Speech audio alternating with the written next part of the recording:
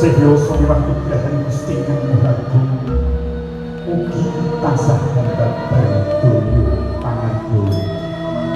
satemah kateteman karhayu miwah kamusi tansah kajiwa lan kasayo satu bulan nuwun sedulur sedulur polos punika singguto ing paduka para pambantu produsaken nagari kang minangka panggang pandhuring kawegas lan pamesih mewasa guru tamsine jatuh puji ingkang tansah pinanggih dadi boten katamung pentang yen sumangga tansah kula dhewe nunjukaken raos positif wonten ngasangipun Gusti Kang Agung. Inggih harus dirasanipun ingkang sampun paring kanugrahan syukur kamilan dumateng panjenengan sadaya dalasan kula kacih madyaning suku kangge ngrasakipun panganten mapan mawon madyaning besmo bahagia ingkang mapan wonten ing Pandhapi Taman Budaya Jawa Tengah ing Kraton ing Sinusutami saged itu Kendingan Kecamatan Jogres Wewengkon Eko Sukanto izin bisa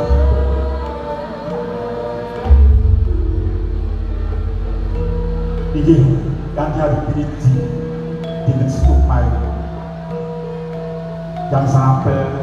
warso kalih ewu laku utawi ari tumpak jendah suyo kaping sawah 1900 inggih awit sinugrahan Gusti Kang Agung penyanipun Bapak Dr. Soeharto angka sesian Ibu Ilung Putro Setioran keparing badi anu tepi maning sepuh Woho Putra Maharga Siti kanthi angkas pitulus atmojo putranipun ingkang sesipun diharu para okti rojana ingkang kajatuh kami ingkang bagus Mas Mahendra Putra menika putra saking Bapak Iji Widodo utawi tepiranipun samargi Ibu Dwi Lestari ingkang bedareng ing Kraton Sultan Agung Uli Gerdu Winoko Mangunharjo menika Kabupaten saben murid sepuh para sepuh ingkang tansah pinanggih supados inggih kami pepayung budaya sohan aturaken negeri Laksami ugi pinanggih kula kemawon badhe aturaken inggih prampiran tambah lampah bahagian prasojo boten kematikan winanipun dinipun bodho kaliyan Soeharto MSI sikat dunia putus kelati kantor emang kapurwakan kanthi yosipun Krisan Pinarjo Putri kang muli kawentar wonten ing sasana Indo sasampunipun musukan panggah Krisan Pinarjo keparing ingkang wonten ing Sinang Somardi tumuli dadi bidaripun pamboyong kembali mayang tumuju wonten wis pangrantunganipun Pematang Kakung saking tindak daya lampah bisa binaku kakung kakang tumuju wonten saji ibaran wis bahagia dene mangke sasampunipun sang binaku kakung keparing rawuh wonten padang wis bahagia tunggu katindakan sampai toko-toko pasar dinampilkan Pematang Kakung Borani toko-toko pasar dinampilkan Pematang Kakung imane badhe katindakan sampai toko-toko adat itu didolongkan winastan toko-toko panggung utang-utang dawuh Pematang sampurane toko-toko lagi kasih umatusipun toko-toko adat ingkang winastan toko-toko hubungan Solo sumanipun temanten sekalian dumateng Romo Solo dipun mugi boten kanthi madyaning syukur kangge menika imangke pangmenggugat nyebutipun Bapak Dr. Soeharto MSI Ibu Ilung Putri Setiawati keparing ngaturaken atur pambagyan Gustiwatur panggung dumateng Sang Hyang Widi.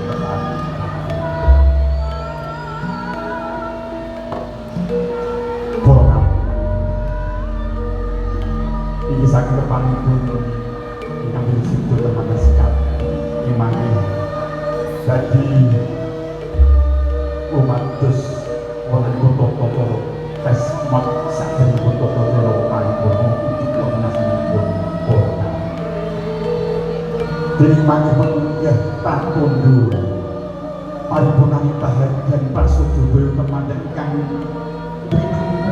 panjenenganipun boten berada Soeharto kang sekali kadangipun saged katitik menawi sang pinaryo sekalian Rama Ibu para so sampun keparing jenggal saking sangsara nadi nuju menipun sanget jenengan marang Krisna bahagian ingkang saperlu pangpasta wonten dhateng pundhipun kota. Makaten kota Prabenan lama-lama Toto Coro Bahagian Dalam Perkembangan Ibu-ibu Topo Tukeran Soeharto Sekali Mandan Kali beribu Tumateng Sang Hutang Di kepala itu satu pekerjaan Mati Mati Mati Adrampus Tumapak Menjadi Purwakan Toto Coro Ulu Mati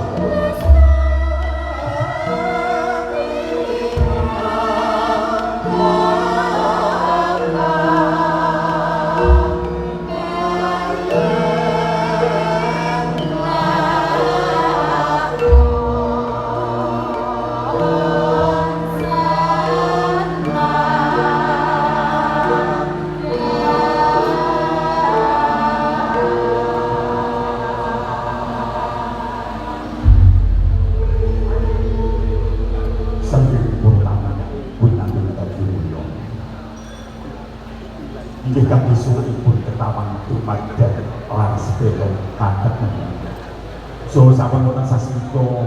saking ketua dari itu dari mobil rumah bersipun merupakan toko coro bahagian dari komandan ingkang pinangun dari buku Tukeran Soeharto MSI segera diberi buku sekurang nuli inggal bagi katulakan nunggih kami sanipun sang Kinarya Putri Hayu Koro Tujan dengan keparing Tuan Muri Kalihaken wonten ing Cinan Surwati. Dene keparing hanya yang teman dari Budi menyiso saking prokaten Bitnex Noro misal Natasha Dewi Solo Koro Aulia Jessica Dewi. Pertama ingkang bagi menggah bagi biswanipun Gustikan pangurahan yang bisa Kinarya Budi Putri Hayu Tujan bagi sibuk bagi umri ketawang sekar tujuh laras itu mantap semua.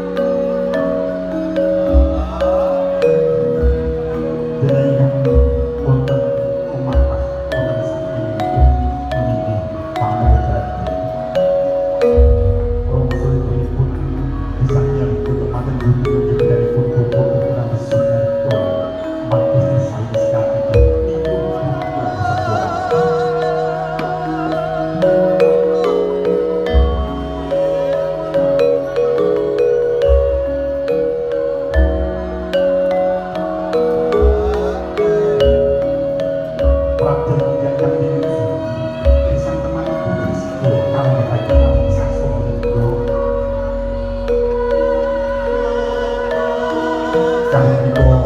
keparmo persiapan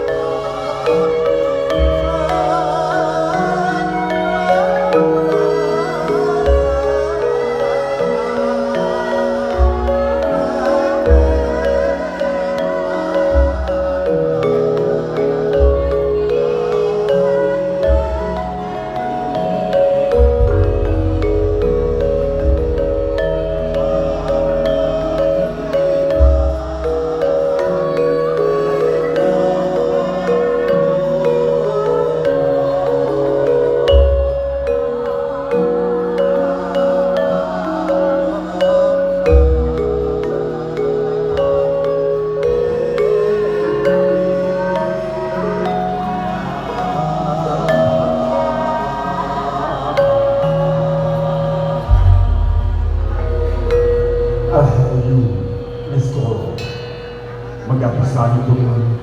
pastikan panggilan isang tinagyo teman putih tujuan dirayu okti mencari kepangan sama kepangan enggak wonten